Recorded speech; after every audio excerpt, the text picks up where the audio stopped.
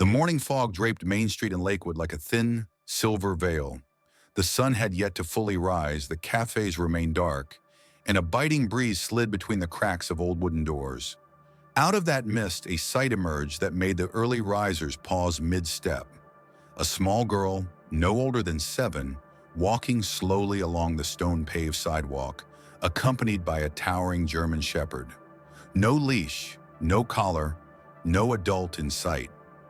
The dog followed each subtle movement of the child, as though attuned to silent commands. His eyes never left the road ahead, muscles tightening whenever the wind sent leaves skittering past. Each step the pair took was steady, silent, but charged with a quiet force that held every gaze. Shopkeepers unlocking doors froze. One man set his coffee down without realizing his hand was trembling. An older woman whispered aloud, "That's Daisy and Max. Dear Lord, why are they alone again?" No one answered, because no one really knew.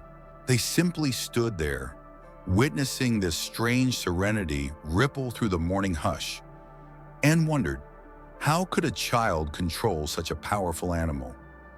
And more hauntingly, why would she need to? Daisy Carter wasn't always the quiet girl with distant eyes and cautious steps beside a giant dog. Before her world shattered, Daisy was vibrant, her laughter echoing through the wooden cottage where her family lived on the outskirts of Lakewood. Her parents, David and Claire Carter, were well-known dog trainers across the region, sought out by police departments, rescue units, and families with special needs children. Their home was never without at least 4 or 5 dogs, mostly German shepherds, in various stages of training or recovery. Daisy grew up amid barks, fur, and all-day training sessions. She wasn't afraid of dogs. On the contrary, she seemed to understand them in ways that defied explanation. Her parents often joked that their daughter could hear what dogs were thinking, and perhaps that wasn't far from the truth. That intuitive bond was most apparent with Max, a particularly intelligent and loyal shepherd David had raised since a pup. By the time Daisy was 3, she could calm Max with nothing more than a gentle touch or a quiet gaze. No commands, no treats. Then, one stormy night in October, everything changed. A truck lost control at the main intersection, slamming into the Carter family's car as they returned from a late training session. David and Claire died instantly. Max was injured but survived. Daisy, strapped into the back seat, walked away physically unharmed. But from that day on, she never spoke again. Doctors diagnosed her with selective mutism brought on by trauma. Some suspected a mild spot on the autism spectrum, noting her withdrawal and singular bond with animals. She still whispered to Max, still stroked his fur, still spoke in ways no human could decipher, but he always seemed to understand. She was placed in the care of her grandparents, Howard and Evelyn Carter, then 70 and 68. They lived in an old timber house filled with memories but short on modern comforts. Howard, a retired carpenter, suffered from a heart condition. Evelyn's arthritis made simple movements painful. Caring for a large, intelligent dog like Max and a deeply traumatized child was a challenge beyond their means, but they refused to separate the two. Without Max, Daisy would curl into herself for hours, eyes hollow, body trembling at the sound of sirens. "She doesn't need a therapist," Howard once said, voice breaking as he signed the guardianship papers. "She needs him." And so began a new chapter, one where a silent girl and a once wounded dog became everything to each other. In the dusty attic of the Carter home, buried among cardboard boxes and faded photographs, Daisy discovered her first treasure after the loss of her parents, an old tin box filled with worn leather-bound notebooks, her father's dog training journals. David Carter was more than a dog trainer. He was a meticulous observer. Each dog had its own log, personality traits, reaction patterns, stress signs, sleep habits, all recorded in neat handwriting annotated in the margins, sometimes with simple sketches, as if he were teaching himself again, or perhaps leaving a guide for someone who might need it one day. At just 5 years old, Daisy began reading those pages by flashlight each night. No one had taught her the technical terms, yet somehow she understood. And more than that, she remembered. In her silence, Daisy began rebuilding an entire system of communication with Max, not through loud commands or pointed sticks, but with a slight tilt of the head, a flick of her hand, a whisper of a whistle. Tiny cues so subtle they were invisible to outsiders. But to Max, they spoke volumes. At first, her grandparents were anxious when they saw Daisy leading Max into the backyard each morning. Evelyn sat at the window, hands trembling around her teacup. "If he pulls too hard, she'll fall," she whispered. But Daisy didn't use a leash. She just moved her hand, and Max followed. Over time, their bond deepened. Max became more than a dog. He was a translator, a guardian, a listener, the last bridge between Daisy and a world she no longer trusted. When Evelyn's back pain became too severe for morning walks, Daisy quietly took over. No warning, no request. One morning, Howard opened the door to find his granddaughter already at the end of the street, her oversized jacket flapping behind her, Max striding beside her, tall, alert, and dignified. The town began to notice. Each morning, Lakewood's residents saw the tiny girl walking silently alongside a calm, powerful dog. There was something heartbreakingly beautiful about it. Daisy didn't reach for people, but with Max, she placed her trust without hesitation. When thunder roared, Daisy buried her face in his neck. At the sound of sirens, she clutched his fur like it was the only tether keeping her from drifting away in panic. They didn't need words, and they didn't need to prove their bond to anyone else. In a world that had taken everything from Daisy, only Max remained, and between them lay a language only two souls once broken could fully understand. At first, people only glanced as Daisy and Max passed by. A tiny girl, expressionless, walking in step with a dog 3 times her size. It looked like something out of an oil painting. But soon everyone began to take notice. The bakery owner began setting out a small bowl of water each morning. Lakeview Cafe started preparing an extra sugar-free hot chocolate in their takeout tray. "For the girl and her dog," they'd say. Adults paused to take photos. Children pointed and whispered. Within weeks, Daisy and Max had become a quiet fixture of Lakewood's morning rhythm. A video uploaded by a passing tourist showed Daisy giving a hand signal as Max circled her, then sat on the sidewalk the moment she paused. The clip went viral. People began calling her the dog whisperer of Lakewood, some with admiration, others with suspicion. Not everyone felt reassured. Mrs. Nora Whitmore, a retired elementary teacher and unofficial keeper of neighborhood standards, began to feel increasingly uneasy. She lived in a white-fenced Victorian house on the corner Daisy often passed. Behind thick curtains, she started watching closely. "This isn't right," she muttered one morning. "No child can truly control an animal that size. What if it snaps?" Whitmore began keeping notes, walk times, routes, odd behaviors.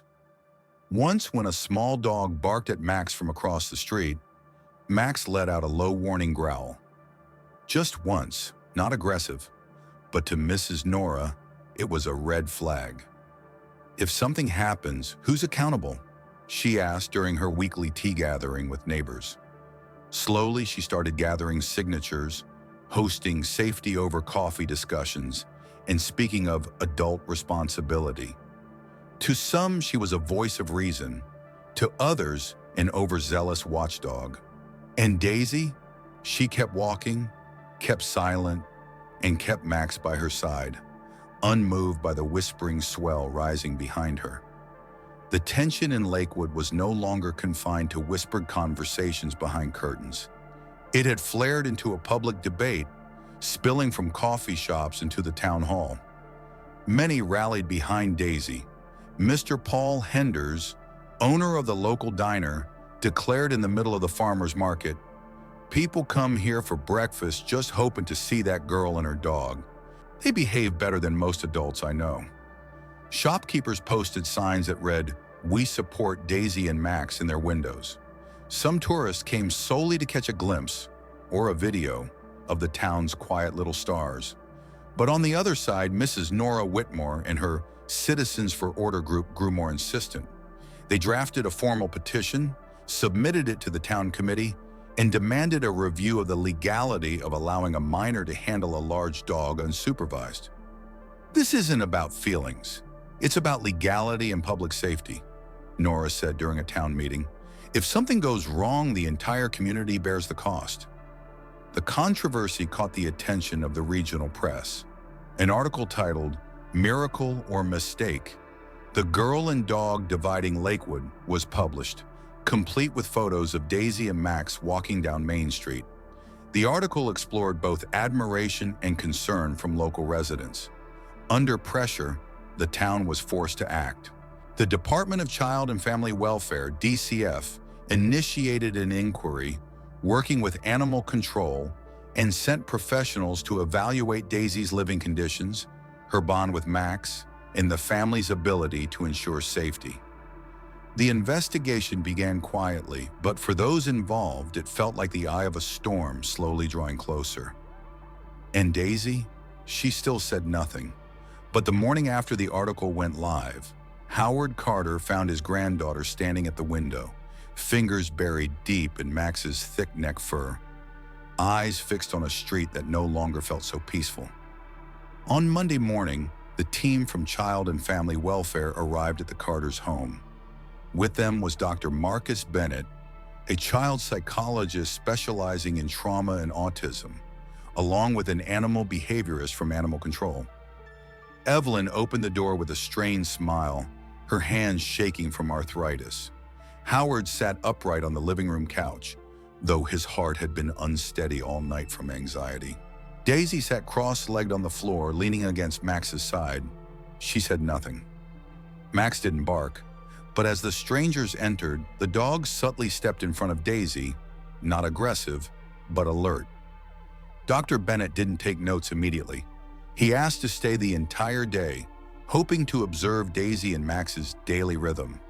And in that quiet, something extraordinary began to unfold. Daisy never made eye contact with adults, but with Max, she communicated constantly, with glances, fingers, shoulders, barely audible whistles. There was no hesitation. Every gesture had clear intent. And Max didn't just obey, he responded like a partner. When Daisy gave a subtle two-finger rotation, Max stood, stepped to the right, and stopped on an old rug square behind her. Dr. Bennett whispered, "Perfect precision, no repetition needed." Midway through the observation, Howard was pouring water in the kitchen when he suddenly collapsed, clutching his chest. Evelyn screamed. Max, who had been lying beside Daisy, bolted toward the kitchen even before Howard cried out. Daisy rose instantly and followed without needing a word. She placed a cushion under her grandfather's head and held his trembling hand in both of hers. Dr. Bennett was stunned. "Max sensed that?" he asked Evelyn. "Always does," she replied through tears. "He knows before the monitor even beeps." Once Howard was stable again, Dr. Bennett gathered the professionals in a private discussion. "We're not just observing a smart dog," he said. "Max may function as an untrained but highly effective medical alert animal.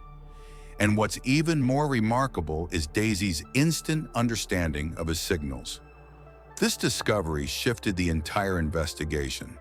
What was once seen as a special bond was now being understood as a complex, life-sustaining system between a silent child and her vigilant companion.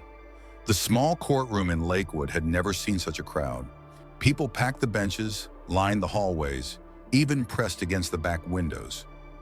Judge Ellen Hart, known for handling complex community disputes, sat poised at the bench, stern but not without compassion. On the petitioner's side was Mrs. Nora Whitmore, accompanied by a city attorney. On the opposing side sat Howard and Evelyn Carter, flanking Daisy, whose face was buried in the thick fur of Max lying at her feet. Dr. Marcus Bennett began with a detailed report. He presented findings about Max's medical alert responses, the depth of nonverbal communication between the dog and Daisy, and concluded, separating them at this point is not only psychologically harmful, it could pose a real medical risk. Mrs. Whitmore's attorney countered, this child lives in a closed-off world, dependent on an animal. Is this recovery or prolonged emotional isolation? Dr. Bennett replied firmly, she's not merely dependent. She's learning to lead, to express, to connect through that animal. Max doesn't isolate Daisy. He connects her back to life. Judge Hart listened intently. She asked for final remarks from both sides. And then something no one expected happened. Daisy, silent for the entire hearing, sat up. She looked at Max, then placed a small hand on his back. When the judge turned to her, Daisy spoke, for the first time in public since the accident. You can't take Max away. Her voice was soft, raspy, like wind moving through leaves. The room froze. Daisy swallowed, still looking at Max. I can't sleep without him. When I dream of fire, he wakes me up. He hears me even when I don't talk. Her voice cracked at the end, but no one moved. No one looked away. The day my parents died, Max pulled me out of the car. I don't know who else would have done that. Evelyn wept openly. Howard placed a hand on Daisy's shoulder, but she continued. He's the last part of them I still have. If I lose Max, I lose them too. Judge Hart took a long breath. Then she turned to the petitioner's side. Mrs. Whitmore, do you have a response? Nora rose, her once sharp eyes now damp. I only wanted to be sure the child was safe, but today I realize it was me who didn't understand. She sat down quietly, and in that moment the entire town seemed to hold its breath, waiting for a judgment, not just of law, but of humanity.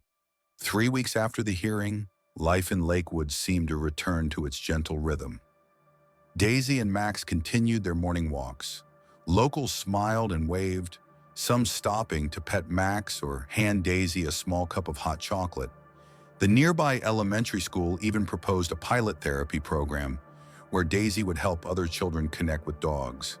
But then, on a quiet weekend afternoon, everything changed in a matter of seconds. At the town's Central Park, Daisy was sitting on the grass with Max when an elderly woman jogging nearby slipped suddenly right in front of them. Reflexively, Max sprang up, lowered his body, let out a single sharp bark, and rushed toward her, not biting, not attacking, just charging forward in alert. The woman panicked, fell backward, and screamed. Bystanders rushed over. Within 10 minutes, an animal control vehicle pulled up. Despite Daisy clutching Max's neck tightly, pleading with her eyes, one officer stepped forward and said, "Due to a reported injury and perceived threat, we are required to quarantine the animal for 72 hours pending investigation."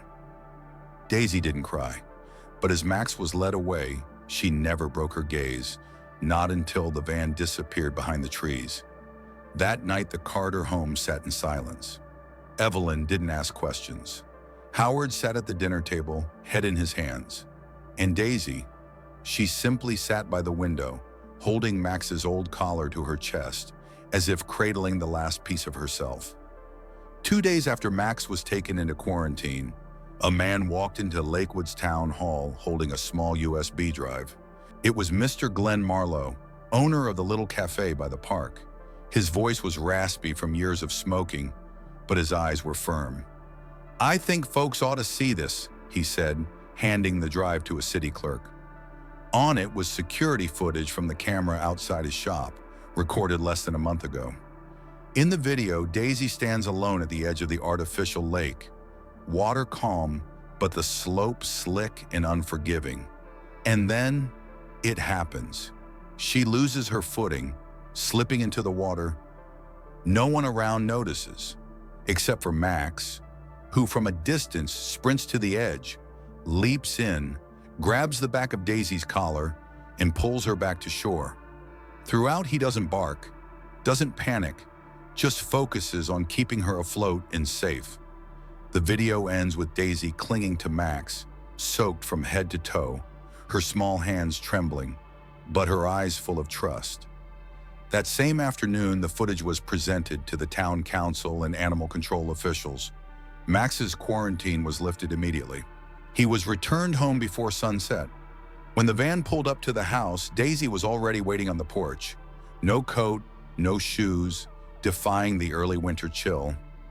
As soon as the door opened, she rushed forward and threw her arms around Max's neck, burying her face in his fur. No words were spoken, none were needed, just an embrace, and a dog gently pressing his head to the shoulder of the child he had saved, more than once, in ways no one else ever could. Since the day Max came home, the wooden house of the Carters seemed to breathe again. The heaviness lifted. The silent, aching nights were replaced by the steady rhythm of paws on the floorboards and the warm presence of a dog curled beside Daisy's bed. Daisy didn't speak much, but one thing was clear. She was returning to the world. It started with small nods when neighbors greeted her. Then came handwritten notes, tiny slips of paper responding to questions instead of silence. One afternoon in the park, when a young boy approached Max timidly, Daisy didn't turn away as she once would have. She signaled for Max to lie down, then gently guided the boy's hand to touch his warm fur. The boy's mother cried. It was the first time her son had touched a living creature. Word spread fast. Daisy and Max, the healing pair. A local TV station came to film them.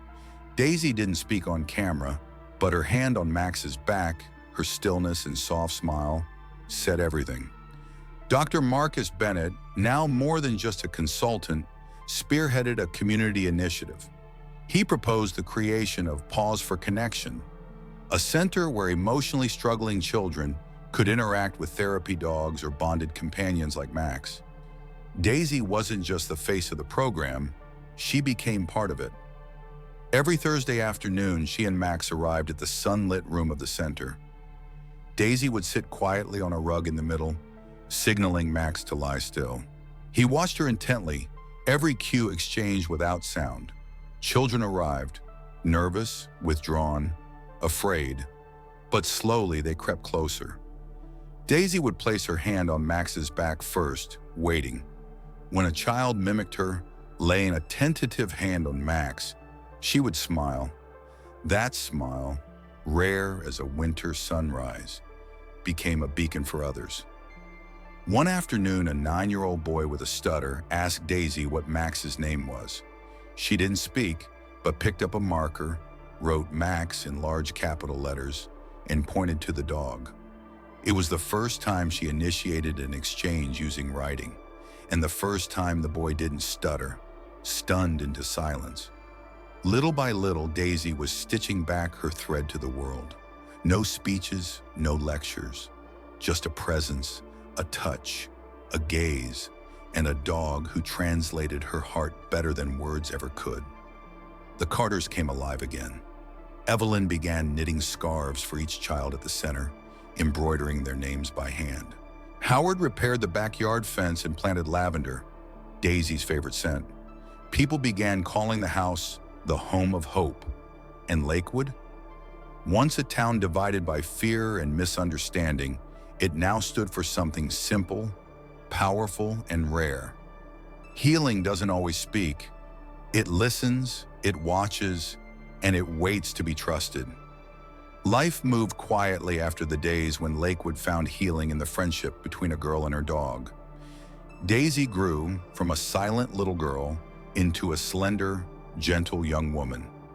She still didn't speak much, but she had learned to write, to meet eyes, and sometimes to smile first.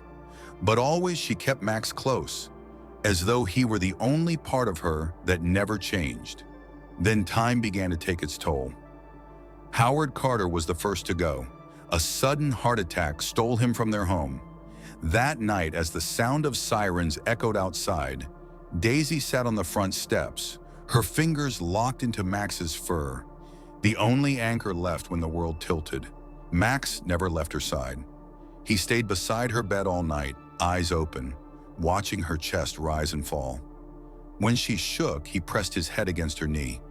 When she buried her face in her pillow, he nudged her back, as if to say, "You are not alone." Less than a year later, Evelyn passed too, quietly in her sleep, clutching the old wool blanket Daisy had knitted long ago. This time, Daisy didn't scream. She just sat beside Max and whispered, "It's just us now." From then on, Daisy and Max lived alone, in the wooden house where everything began. She learned to cook, to clean, to maintain the Pause for Connection Center, now a regional symbol of healing. And then 5 years passed. Max had grown old. His fur grayed, steps slowed, vision faded. But he never stopped watching Daisy. Each time she stepped out of the room, each time she lingered by the window too long. One winter evening, Daisy wrapped herself in her grandmother's scarf and sat by the old fireplace. Max rested his head on her knee as always. But that night his breathing slowed, slower than before. Daisy knew. She didn't cry. She leaned down and held his head close to her chest. "Thank you for staying this long."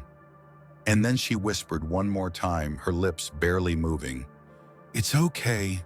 You can rest now." In one soft exhale, Max slipped away, in the arms of the girl he had once rescued, once protected, once guided through everything she had lost. There was no sound, but Daisy understood.